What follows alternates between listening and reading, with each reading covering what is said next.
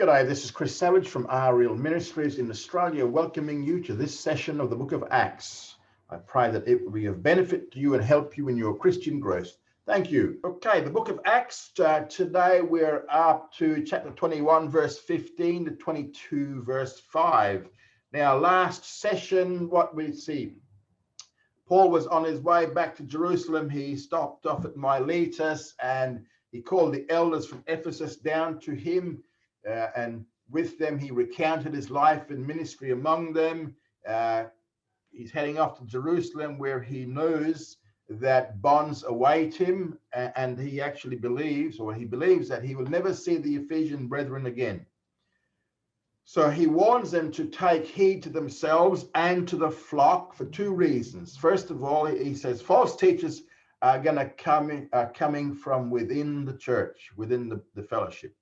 And secondly, false teachers are going to come from outside as well, and they're going to ravage the flock. So he says, be on the alert, watch for them, they're coming. And now he heads back to Jerusalem, and on the way he stops off in Caesarea, which is on the coast, and he meets up with Philip. Remember, Philip used to be the deacon. Philip is now the evangelist.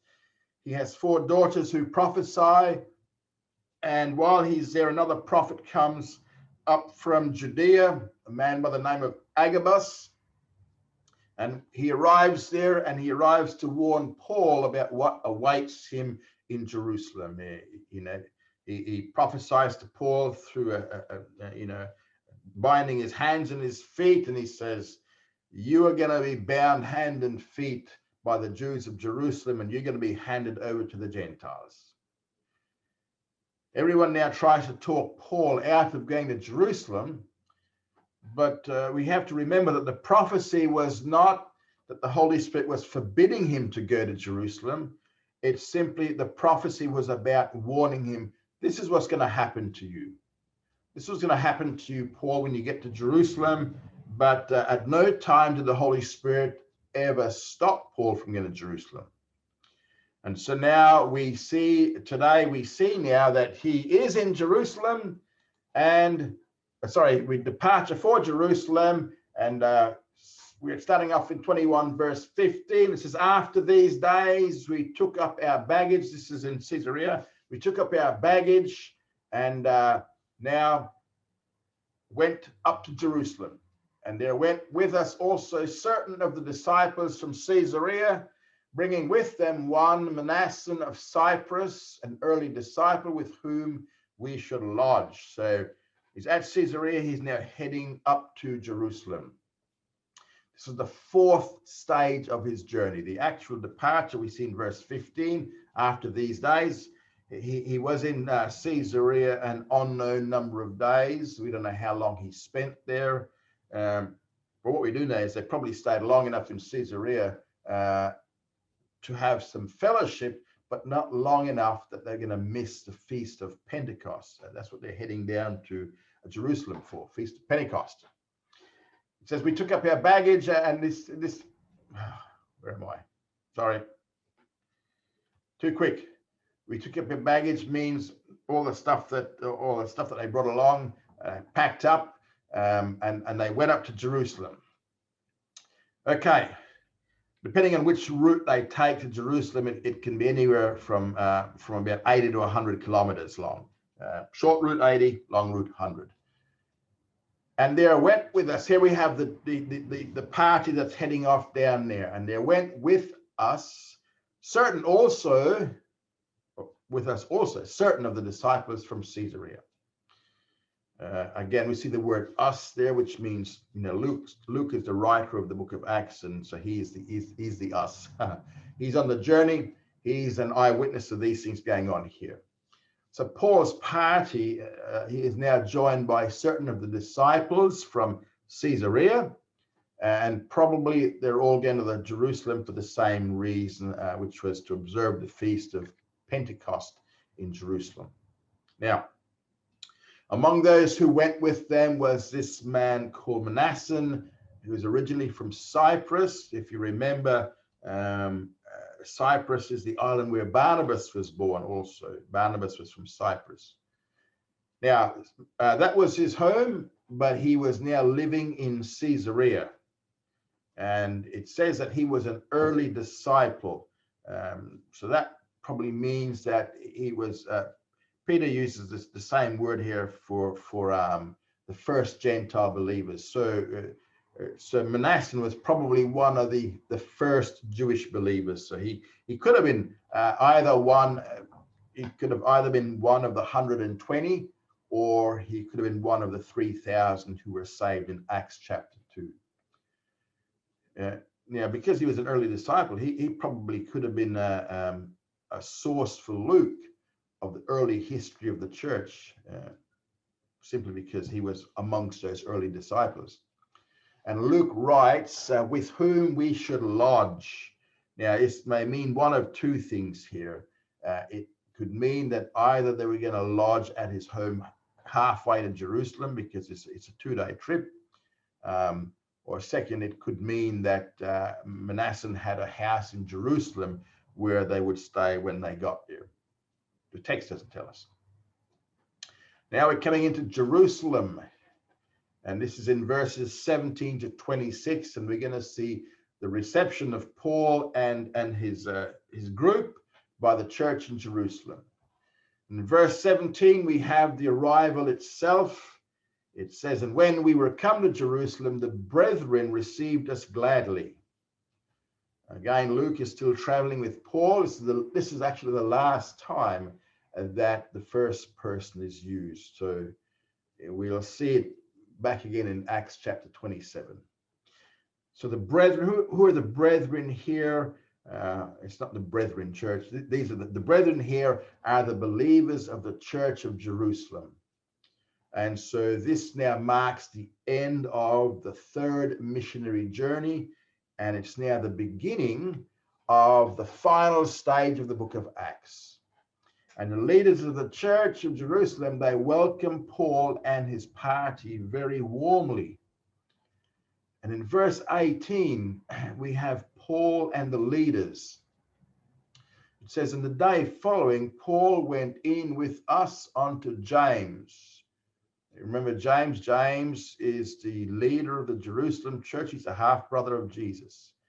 So the next day, after their arrival in Jerusalem, they now meet up with the leaders of the church in Jerusalem.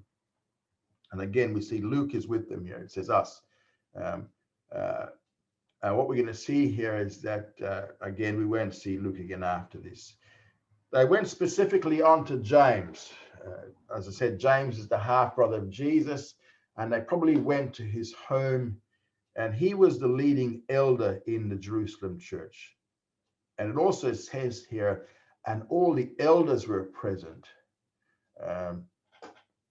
One good thing we see here is that all the elders of the Jerusalem church, which is the Hebrew church, the Jewish church, were more than willing to meet with the representatives of the Gentile churches. But notice also here that we don't see any apostles here. We don't see any of the 12. We see James, who's there, and he is an apostle because he physically saw the resurrected Jesus. But we don't see any of the other 12. They're probably out and about in the surrounding countryside evangelizing. So what Paul is meeting with here are the elders of the church in Jerusalem. In verse 19, we have Paul's report. It says, and when he had saluted them, this means that Paul greeted the elders with the respect that was due to them as the leaders of the mother church here in Jerusalem. He then rehearsed one by one the things which God had done among the Gentiles through his ministry. And the point here is that Paul took his time. He went meticulously, one by one. These are the things that God has done, because he wanted to tell his story here in great detail after 3 of his missionary journeys. And when it says the expression one by one, what they're saying here is that it indicates that he did go into great detail, not leaving anything out. Each item was related which God had wrought or God had worked, and it was God and not Paul that got the glory. Everything that Paul did, it was by the hand of God. And this is what God wrought among the Gentiles through his ministry. Remember, in every time wherever the Jews were, Paul always went to the Jew first, but he was actually most famous for his ministry among the Gentiles. And the means was that through his ministry, myriads of Gentiles were saved because Paul was the apostle to the Gentiles. Now, in verses 20 to 25, we have the advice of the leaders of the church of Jerusalem to Paul. And in verse 20, we have the reaction to Paul's report here. And they, when they heard the report, that is, when the elders of the church heard the story of Paul's missionary journeys, they glorified God. And they kept on glorifying God. What this shows here is that the leaders of the church were very happy over so many Gentiles coming to saving faith. Remember, this is chapter 20. Back in chapter 15, we had the issue of Gentile salvation and the Jerusalem Council. That was all solved back then. So they're really happy to have all these Gentiles now in the church. And the second part of verse 20, it describes the state of the church of Jerusalem. And they said unto him, you see, brother, notice they viewed Paul as a fellow brother in the ministry. You know, he's well and truly accepted now. And they say unto him, how many thousands there are among the Jews of them that have believed. And the Greek word is not the word for thousands, but it's actually myriads. And myriads literally means tens of thousands. That's what myriads means, tens of thousands. Minimally, the word meant that there were 20,000 Jewish believers in Jerusalem alone. That's actually more than all of Israel today. Now, this was not counting the rest of the country. This was just in Jerusalem. So the word of myriads allowed for many more to be disciples. The Hebrew Christian movement by this time had become a very sizable movement. And about this myriad of Jewish believers, James said that they were all zealous for the law. And this is the Mosaic law. And the Greek word is not really, it's not zealous, but it's a noun. It's actually zealots for the law. It's a noun, not an adjective. So the Jerusalem church was committed to keeping the law of Moses. Remember, while it was no longer mandatory to keep the law, these guys still kept the law in Jerusalem. Why did they decide to continue keeping the law? Well, two possible reasons for that. First of all, they may have done this as a free will option. But second, and more likely, because there's still a growing church, in their immaturity, they may have felt that they were obligated to keep the law. Although they may have wrongly felt an obligation to continue keeping the law, it's the Mosaic law, they were not sinning by continuing to keep the law. They were only wrong in making it mandatory. Keeping the Mosaic law is a free will option. You can, any Jewish believer today can keep the law if they want to. They were not sinning in continuing to keep it. It was a free will option. In verse 21, James now tells Paul, excuse me, about the false rumors being spread about him. And they that are the myriads of these Jewish believers have been informed concerning thee. So it's not their leaders, it's not the leadership, it's not the elders of the church, but it's the myriads of believers, it's tens of thousands of believers. They've been informed something about Paul. And the Greek word for inform means to sound, or it's to teach orally. They kept spreading these rumors about Paul. And there were certain teachings spread about him. And they're probably most likely being spread by the Judaizers. And verse 21 indicates that the leaders didn't believe these rumors. This was simply amongst the rank and file members. What was the rumor? The rumor was that you teach all the Jews who are among the Gentiles to forsake Moses. So the rumor was that Paul was teaching the Jews of the diaspora two things. Diaspora is those Jews who live outside the land. First of all, the rumor was that he was teaching these Jews outside the land to forsake Moses. And the Greek word here, forsake, is apostasia, meaning to apostatize from Moses, to apostatize from the law. And so the Jewish believers in Jerusalem, they believe that Paul was telling them to forsake the Mosaic law. And James has just told Paul that these guys are really zealous for the law. And second, one of the things that secondly Paul was supposedly teaching was to not circumcise their children. And the Greek says to not go on circumcising their children, not to go on circumcising their children. And this would be clearly in contradiction to the Abrahamic covenant, because the Abrahamic covenant says every Jewish male must be circumcised. But, in actual fact, Paul was teaching the opposite, because remember, back in Acts chapter 16, we saw Paul and Timothy.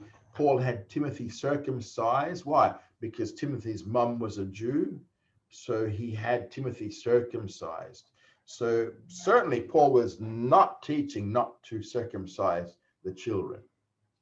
And in 1 Corinthians 7:18, Paul himself said, "Let not the circumcised seek to be uncircumcised." And in 1 Corinthians 9:20, his principle was, to the Jews, he became as the Jews. So, he's saying, listen, you need to continue being circumcised.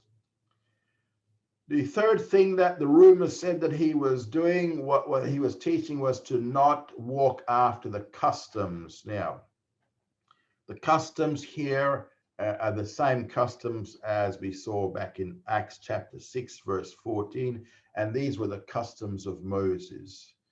So this is not a reference to the customs of the rabbis, not the oral traditions, but this is the customs of Moses, and Moses was the one who brought the law. So these were the three things that the Jewish believers were wrongly informed concerning Paul: forsaking the Mosaic law, not to circumcise their children, and not to walk after the customs of Moses. And all three of those things were incorrect. They're rumors. In verses 22 to 24, these elders now give Paul some advice to deal with this situation. And the reason for the advice is given to us in verse 22. They said, "What is it therefore? What are we going to do about this? How are we going to deal with these rumors? So in light of these false rumors, what are we going to do? What should be done about it?" James and all the elders did not believe these misrepresentations, but others did believe them. And so now, to convince the others of the untruthfulness of these rumors, they desired to do certain things. Because, it's going to be impossible to conceal the fact that Paul has arrived in Jerusalem, because he's not going to go about quietly. So something must be done to convince the others that, and we have over 20,000 other believers in Jerusalem, Jewish believers in Jerusalem. So we need to do something to convince them that these rumors were false. And in verse 23, the advice is now given. "Do therefore this that we say to you." Here is the advice. "We have 4 men that have a vow on them." So this vow, this would have been a temporary Nazirite vow, which we can find back in Numbers chapter 6, verses 1 to 21. And in actual fact, earlier we saw that Paul himself had taken this vow in chapter 18, verse 18. So Paul's task in verse 24 is, he says these guys take along these 4 men and purify yourself with them. Join in with them in this Nazirite vow. So Paul is going to take.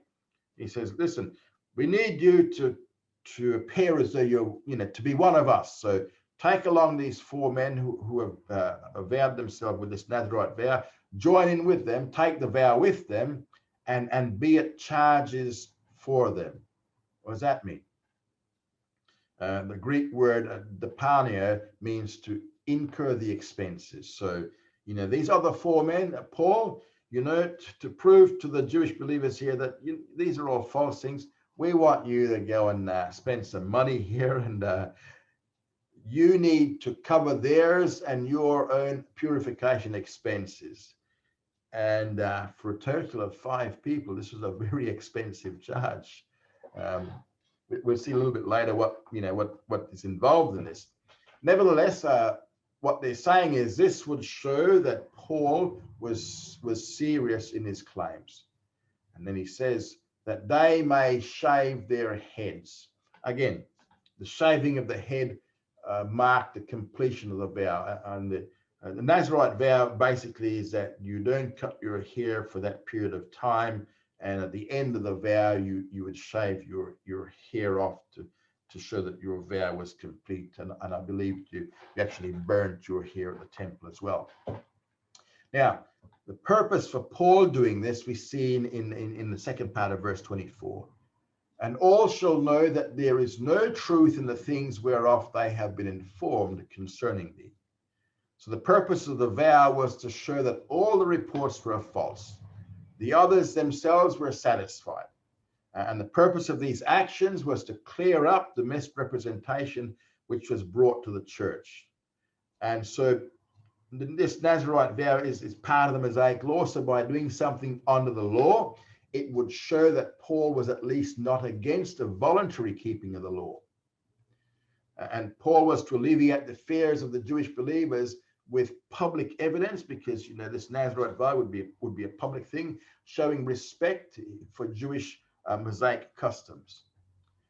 Now, as for Paul's own personal practice, this will show, but that you yourself also walk orderly.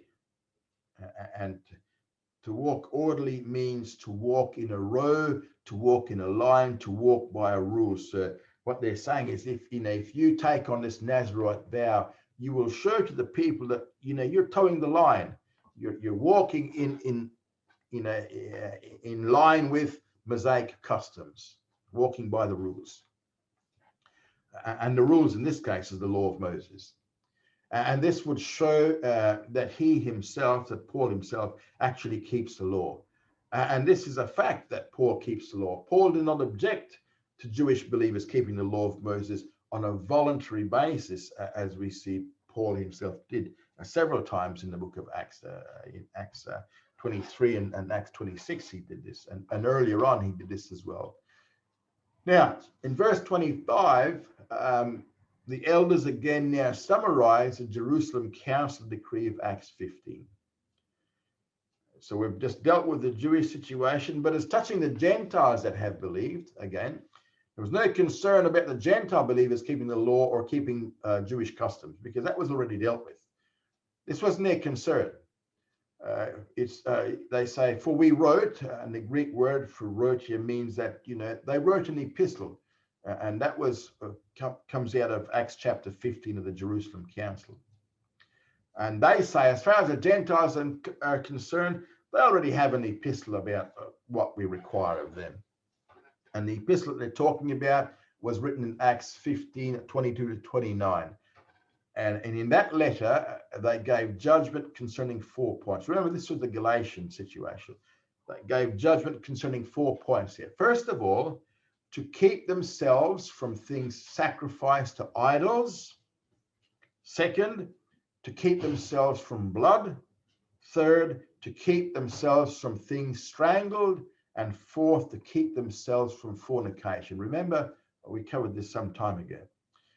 Now, 2 observations from these verses. First of all, James, the head of the Jerusalem church, he reaffirms here Gentile freedom. He says the Gentiles are free to do whatever they like, except just for Jewish sensitivities, don't do these 4 things.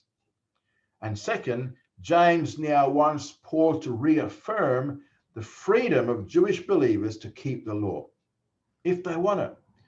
And so in this way, Paul can reaffirm not only Gentile freedom from the law, but now he can reaffirm Jewish freedom to the law. So it's a win-win situation for everyone. If if Paul can pull this off. Now, in verse 26, we now have Paul's agreement.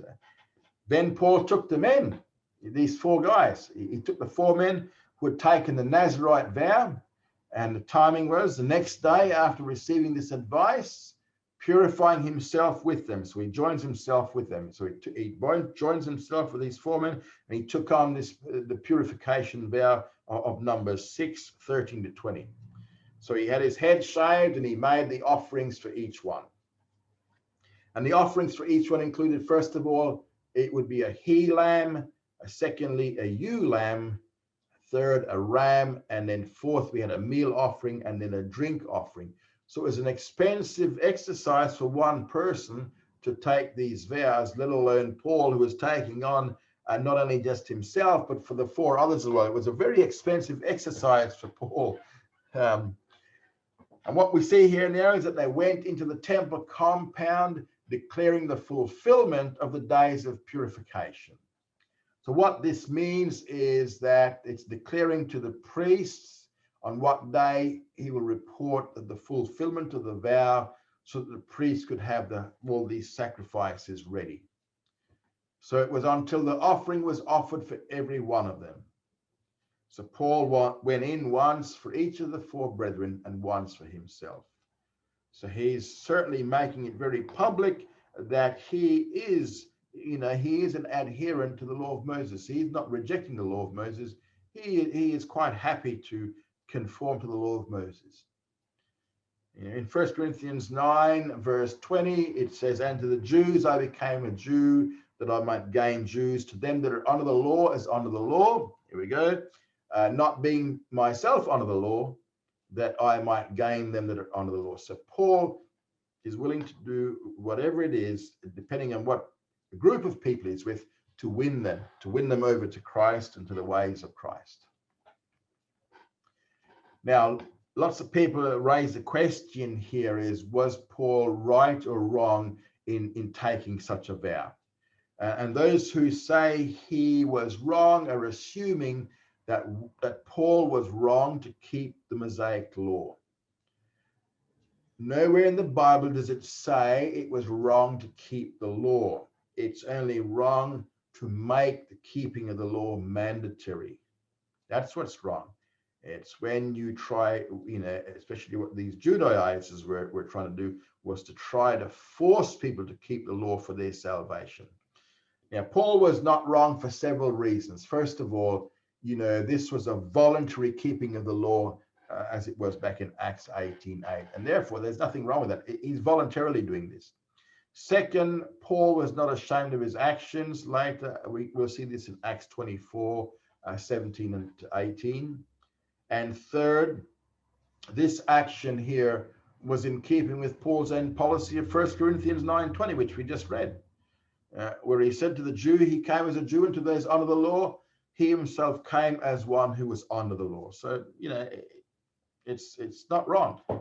Fourth thing here is that in regard to the blood sacrifices, we have to remember that not all blood sacrifices were for the purpose of atonement. Not all blood sacrifices were for the purpose of covering sins. The blood sacrifices for the completion of the Nazarite vow were not atonement sacrifices. These are thanksgiving sacrifices. And fifth, its purpose did succeed, because what happened was all of Paul's later troubles did not come from Jewish believers. There were those we're just talking that he was having to prove himself to, the 20-odd thousand. The problems later don't come from these believers. It comes from the Jewish unbelievers. And the sixth thing we see here regarding these vows is Paul was not accommodating himself to others. He was proving here, simply proving that the charges against him were false, and indeed they were false, because he never taught any of those things. Now we're going to see a temple riot here, and again, this is not going to be with the believing Jews, this is going to be with the unbelieving Jews. And we see in verses 27 to 28, we see the instigators in verse 27. These are the stirrers in verse 27. And the timing was, and when the 7 days were almost completed. This was the 7 days of Paul's vow. The period, it was near coming close to the end, and the source of the trouble here were not Jews from Jerusalem even, but Jews who had come to Jerusalem from Asia Minor, because it says that these were the Jews from Asia. Now, if you remember, the Jews up in Asia used to give Paul heaps. These were the same ones who chased him from city to city during his second missionary journey. And now they've come down to Jerusalem for the Passover Pentecost celebration, and they stayed on through the Pentecost.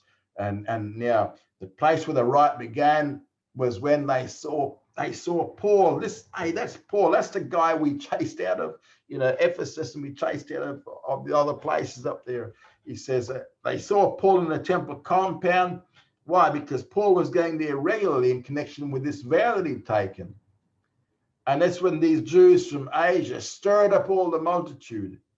And the Greek word here means to confuse or to stir up by causing confusion.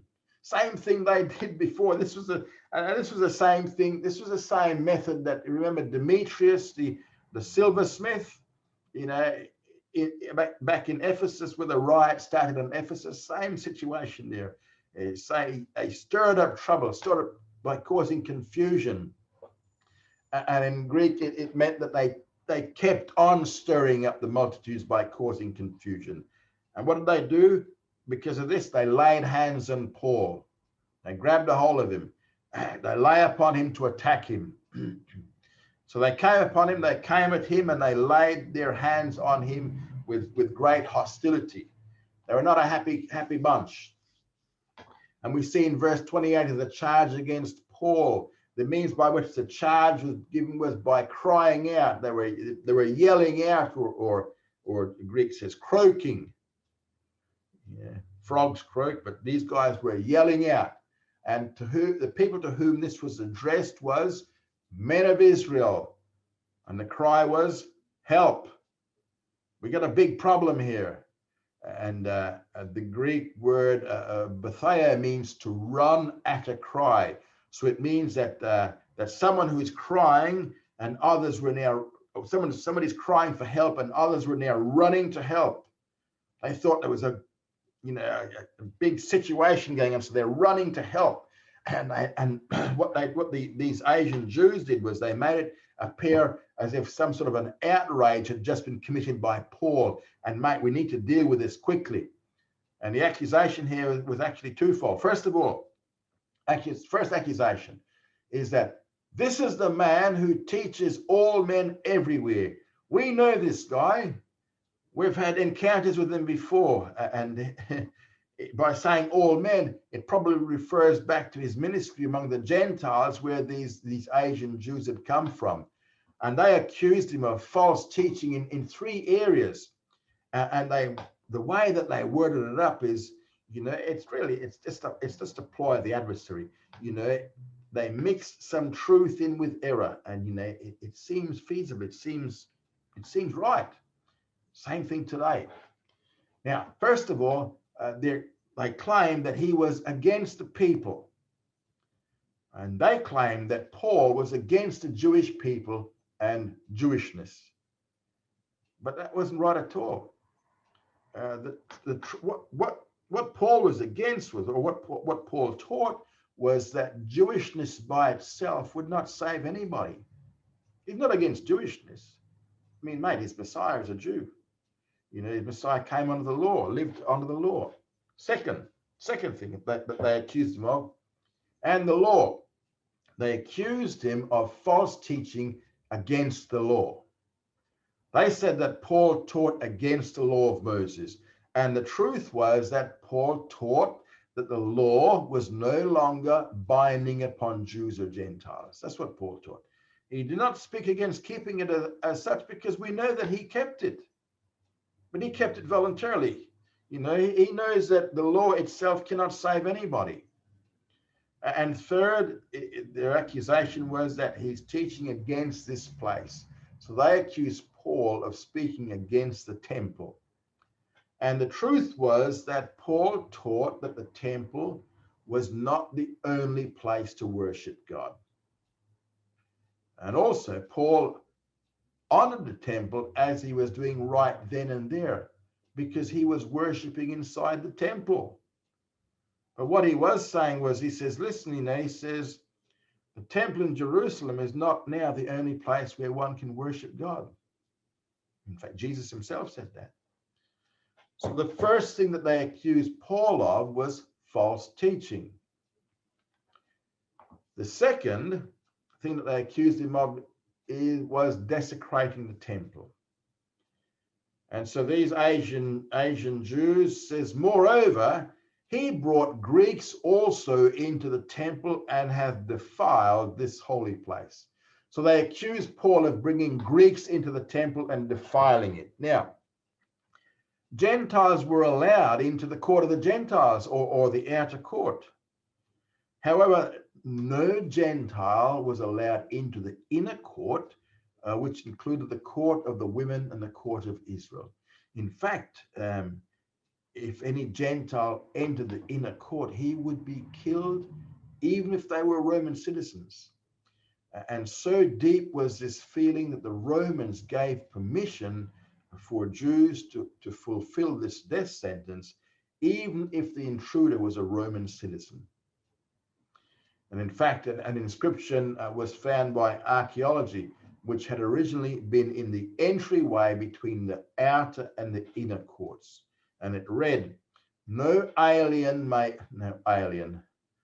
from outer space, but no foreigner, no Gentile may enter within the barrier or wall around the temple. Whoever is caught is alone responsible for the death which follows. So, there were signs right around the wall dividing the outer and the inner court saying, if you cross over here, if you're a Gentile who crosses over here, you will die. Now, these two accusations of these Asian Jews were both false. And this was in particular a false charge. Verse 29 explains why they wrongly believed that he had brought a Gentile into the inner court. Why did they believe it?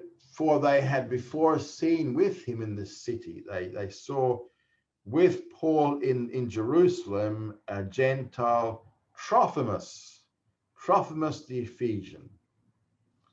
So what we see here is that Trophimus was a Gentile from Ephesus, and these Jews of Asia were apparently also from Ephesus because they recognized Trophimus as a Gentile from Ephesus. So when they saw Paul with him, they realized, hey, hang on, he's from Ephesus as well. And they wrongly assumed or supposed that Paul brought Trophimus into the inner court of the temple. They did not see Trophimus in the inner court because Paul did not bring him in. Paul would not have done that. They only made the assumption that since Paul was with him in the city, in public in the city, therefore, Paul wouldn't hesitate to bring him into the inner courts of the temple. And that was wrong. Paul would not have done that. And in verse 30, we see the riot itself. It says, all the city was moved. and the Greek means the city was moved with violent motion and emotion. It was really stirred up. And so this false news spread really quickly, causing the entire city of Jerusalem to be shaken. And what happened was that the people ran together. There was a running together of the people, and the people began to run towards the place where they were yelling out, help, help. The place of disturbance. Where was that? Temple compound. And then it says they laid hold on Paul. So seized Paul violently and they dragged him out of the temple. So they dragged him from the inner court to the outer court. Why? Because they can't shed blood in the inner court. So they have to take him into the outer court to a place where he could be executed quickly. And straight away it says the doors were shut. The doors are the doors which separated the outer court from the inner court. They were shut. Why? Because this kept the riot outside from the inner court, and also kept the riot within the outer court, because as we said, no man's blood was to be shed in the inner court. So, hey, we need to take Paul to the outer court so we can kill him out there. And then we have Paul's rescue in verse 31 to 36. In verse 31, the word reached the captain. And as they were seeking to kill him, this was the goal of the mob, they were going to kill him through mob violence, tidings came up to the chief captain of the band. And the word tidings here is a Greek word used only here, nowhere else. It's the word which is used in secular Greek writing for the work of an informant. So some informer amongst the crowd told the captain. And now the chief captain in Greek was called the Chiliarch or the Chiliarchus, which means the commander of 1,000 men. And later on, we're going to be told that his name is Claudius Lysias. Claudius is a Roman name. This was his adopted Roman name when he purchased his Roman citizenship from the Emperor Claudius.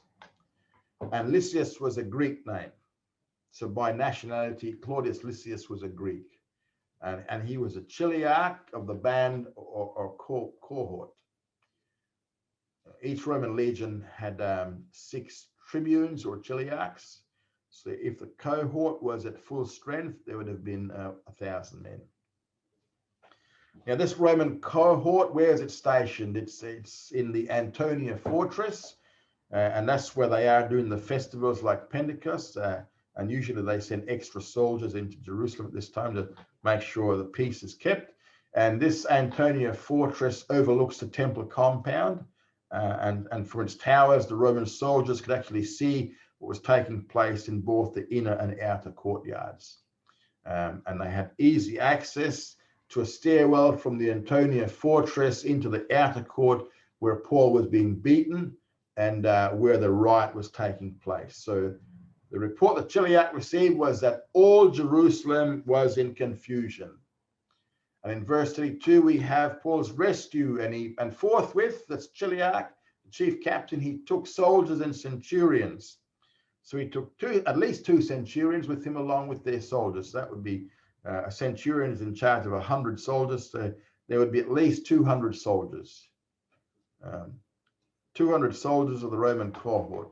And they ran down where this riot is taking place in the outer court. And they ran down the steps into the court of the Gentiles. And when they saw the chief, when the Jewish folks saw the chief captain of the soldiers, they stopped beating Paul. They had already begun the process of killing Paul. They were beating him to death. But the beating stopped when they saw the Roman soldiers coming, and then they backed off from Paul.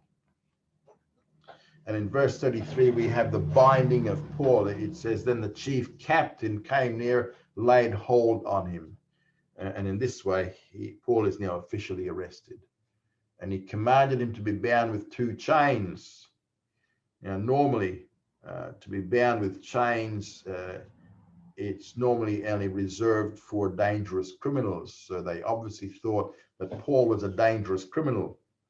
So the chief captain had the wrong idea about the identity of Paul, because he began to inquire who Paul was and what he had done. And in verse 34, we have the response of the mob. Some shouted one thing, some another. They were yelling out. Why one thing and another? Because they themselves didn't know what was going on. They were in confusion. All they heard was the cry for help, help, and they raced in to help. So this is all happening among the crowds. And the crowds, as I said, they're confused as to why they're there. And then we have the captain's decision. When he could not know for certain because of the uproar, because of the confusion of the answers, he didn't know what was going on, didn't know the reason for the riot. He finally gave up trying to find out what the problem was from the mob, and he commanded Paul to be brought into the castle or the fortress. And this is the Antonia fortress, the castle. In verse 35 to 36, we now have the conveying of Paul. In verse 35, they're carrying Paul, and when he came upon the stairs, so they're going up the stairs. These are the stairs that led from the outer court into the Antonia fortress. So it was that he was borne or carried of the soldiers for the violence of the crowd. Paul had to be lifted and carried because he was so badly beaten. And the reason we see is in verse 35 to 36, the violence of the crowd. And the mob cry in verse 36. This all caused the Roman soldiers to have to carry him because he was so badly beaten. For the multitude of the people followed after. So this mob began hounding the soldiers around Paul. And that's the reason he now has to be lifted up and carried by them. The people began following the soldiers up the stairs and cried out, "Away with him, away with him." That sounds similar to another time that was used. They wanted Paul killed. And in this same city, another crowd had shouted similar words against the Lord Jesus. And we see that in Luke 23:18 and John 19:15. Away with him, away with him. Now, Paul's going to give his defense before the count, before the temple mob. And he's going to ask permission to speak to the chiliarch. And he now makes his request. And as Paul was about to be brought into the castle, he then asked the chief captain, "May I say something unto you?"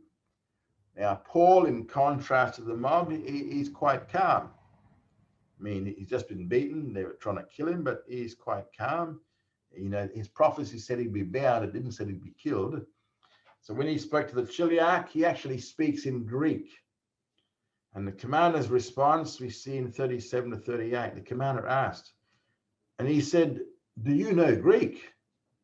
And in the text, in the Greek text, literally, this in Greek. You're speaking this in Greek. Literally. So the commander said, do you know it in Greek? Do you? You can speak Greek. In verse 38, the commander he now reveals his mistaken identity concerning Paul. He says, "Hang on, you're speaking to me in Greek, but are you not then the Egyptian?"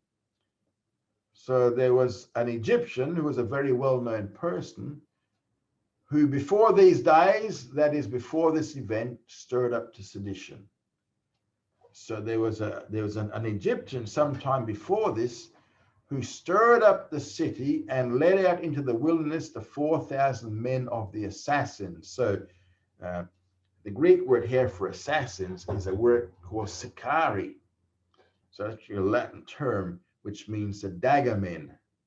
So what these dagger men, these sicari, did was they carried a short sword known as a sica in Latin under their cloaks. They're actually cutthroats. That's what they were. They were dagger men. And they first appeared under Felix, when Felix was a procurator who was ruling. He was ruling around about AD 52 to 59. And these guys were enemies of Rome and enemies of pro-Roman Jews. And what they would do is that they would mingle amongst a crowd in festivals with a dagger beneath their cloak, and they would come up to either a Roman or a sympathizing Jew, and they would stab him in the crowds, and then they just simply disappear into the crowds. And in actual fact, one of their victims was the high priest Jonathan, the son of Annas. He was killed by them for his pro-Roman sentiments. Now, concerning this Egyptian that the chiliarch thought Paul was, Josephus records and tells us more concerning the history of this Egyptian. Josephus writes, "An Egyptian impostor claimed to be a prophet. He gathered 30,000 followers and came to the Mount of Olives, promising that the walls of Jerusalem would collapse at his command. Felix sent his troops upon them, killing some, and the rest were scattered. The Egyptian escaped." So undoubtedly, the people of Israel would have liked to have laid their hands on this character, this Egyptian who had caused so much trouble. But when Lysias saw the riot in the temple, he simply assumed that the center of the attention was this Egyptian and that the Jews were now venting their wrath on him. But Paul was no dagger man. Paul wasn't a terrorist. He was not even an Egyptian. Paul's response we see in verse 39, and he begins now to identify himself. He says, listen, but Paul said, as to his nationality, he says, I'm a Jew. I'm not an Egyptian. His city, Tarsus. His province, Cilicia. And that's not Egypt. And his status, he's the citizen of Tarsus and therefore a citizen of no mean city. The Greek word for mean is it's not an insignificant city. It's a significant city. I'm from Tarsus, mate. I'm not from Egypt. Tarsus was noted for its cultural, intellectual, and political significance. And at this point, all that Paul claimed to be was a citizen of Tarsus. He did not claim at this point to be also a citizen of Rome. He's kept that one quiet. Then Paul now makes a request, and the way he makes a request here, there's an assonance here where he's using words, similar sounds. He says, in verse 39, he says, a citizen of no mean city. He uses the same Greek word twice. He said, polis politis, Paul's request, I beseech you. So Paul is a very polite request here. He says, listen, give me leave or give me permission to speak unto the people. And this was a very brave request for Paul, considering that, they just wanted to kill him. So he said, listen, just let me speak to the people here. And in verse 40, we see Paul's address to the mob. When he had given him leave, given him permission, Paul standing on the stairs. Again, this was the stairs that led up from the court, outer court, up into the fortress. He beckoned with a hand unto the people, meaning he shook down the multitude with his hand. And this was a way of having them be silenced. And the result was, and when there was made a great silence, so we had it went dead silent. When much silence having come, he quiets the mob. Absolute silence. He's now going to speak to them in the Hebrew language.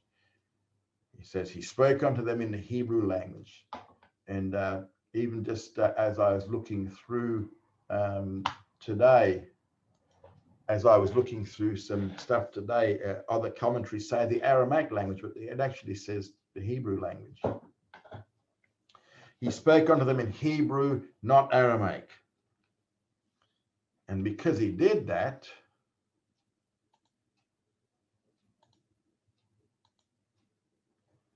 we now see his address. Brethren and fathers, men, brethren and fathers. This is the same language that Stephen used back in Acts chapter 7, verse 2, and where Paul was. He addresses them in terms as being fellow Jews. He then said, hear ye the defense which I now make unto you. Literally says, listen, I'm going to give you my defense at this time. I'm going to give you my apologia. My apologia, it's where we get the word apology from. He's going to make a defense of his conduct and of his life. Verse 2 tells us about the mob's response. They became silent. And the reason, because they heard that he spake unto them in the Hebrew language. He spoke Hebrew, not Greek or Aramaic. And so now he gains their attention. All the more reason for rejecting the proposition that he spoke Aramaic, because they went silent because he spoke in Hebrew. And so the point here is that we now have this sudden hush upon the mob as they heard the Hebrew language. And Paul now gives his defense. It's three parts. He's going to give his conduct before his conversion in verses 1 to 5, and his conversion 6 to 16, and his commission in 17 to 21. He says, I'm a Jew born in Tarsus of Cilicia, but brought up in this city at the feet of Gamaliel, instructed according to the strict manner of the law of our fathers, being zealous for God, even as you all are this day. So Paul gives his Jewish history. As to his nationality, he's a Jew. He uses the present tense, which means that he is still a Jew. Becoming a believer in Jesus did not erase his Jewishness. He's still a Jew. As to his origin, he was born in Tarsus of Cilicia, so it means he's a Jew of the diaspora. He then came to Jerusalem in connection with his Jewish training. He was brought up in Jerusalem, and the Greek word for brought up means to nurse up or to nourish. So he was sent to Jerusalem while he was still young, probably around about 12 or 13. And even though he was in Jerusalem for all that time, he apparently never saw Jesus in the flesh. He was trained at the feet of Gamaliel. Among the Jews, he was known as Rabban Gamaliel, as his Hebrew name is spelled. And when it says at the feet, remember, well, you might remember, but know this, that rabbis sat on raised seats and their pupils sat upon lower seats or on the ground. So that's the reason that they're said to have been sitting and learning at the rabbi's feet, where they were physically. And the point is that Paul was raised in Pharisaic Judaism as taught by Rabban Gamaliel, and he was instructed, as he said, according to the strict manner of the law of their fathers. Why was he was instructed? Because he was discipled by Gamaliel. Strict manner means it's a mathematical accuracy. It's minute exactness. So Pharisaism was under Gamaliel was concerned about the minute exactness of the Mosaic law. So that's how Paul was trained up. Paul says in verse 3 that he was zealous for God. In the Greek, this is a noun. Paul was a zealot for God. He was a militant proponent for God, as in same thing in Acts 21:20. He points out that he was just as zealous about these things, even as all you guys are this day. In other words, he says he understands their zeal, but he recognizes that it is not a zeal according to knowledge. He himself was once guilty of the same type of misplaced zeal as he's about to confess.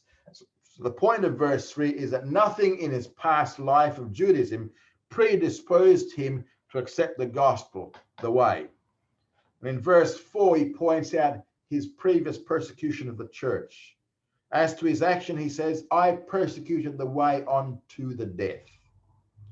The way, capital W, favorite name for the new faith in the book of Acts. So he pursued the followers of the way unto death, the actual death of many, as he will confess this again in Acts 26. He was involved with the death of many. And the means by which he did this was by binding and delivering into prison both men and women. So this was Paul's zeal in Judaism, which he reconfirms in 1 Timothy 1:13-15. And the point of verse 4 is that his attitude toward the church and toward the way did not predispose him favorably toward the gospel either. And in verse 5, it talks about the extent of his zeal, as also the high priest doth bear me witness. So the high priest at this time was Ananias, but Paul received his letters from Caiaphas. However, Caiaphas was still living and he could testify to the truth of Paul's claim. But knowing the high priest and all the estate of the elders, so this is the eldership of the Sanhedrin, they too could all verify Paul's claims. And this is in reference to the Sanhedrin, who could all verify that Paul had received letters unto the brethren. And these letters of authority that were given to Paul were addressed from the Sanhedrin to fellow Jews in Damascus. And it says, he then journeyed to Damascus to bring them also that were there unto Jerusalem in bonds to be punished. In other words, his zeal caused him to pursue Jewish believers outside the land all the way to Damascus with the intent of bringing them to Jerusalem for punishment, even the punishment of death. So the point of verse 5 is that he didn't go to Damascus to be saved. He went to Damascus to bind Jewish believers and to bring them back to Jerusalem for the purpose of being put to death. And that's the lot for this week. Let's see our contact details there.